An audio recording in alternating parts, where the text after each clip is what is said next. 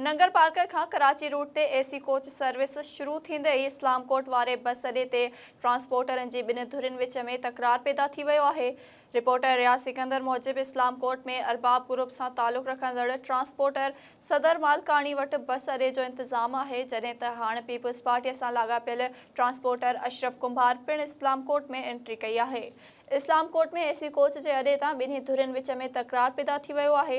Police PP सां लाॻापियल transporter Ashraf कुंभार जे माण्हुनि जी फ़रियाद ते 24 कलाकनि दौरान 3 केस दाख़िल करे उन्हनि में अरबाब ग्रुप सां तालुक़ रखंदड़ अड्डे जे मालिक सदर मालकानी, उन जे भाउ सूबदार ऐं स्टार्टर गुलाम रसूल शाह समेत 11 ॼणनि खे जवाबदार नामज़द करे छॾियो आहे, जिन ते हमले, फायरिंग ऐं तशद्दुद जा इल्ज़ाम लॻाया विया आहिनि। पुलिस चइनि जवाबदारनि खे गिरफ़्तार करे वरितो आहे, जिन में सूबदार, ज़ुल्फ़कार, बाबर ऐं नवाज़ शामिल आहिनि।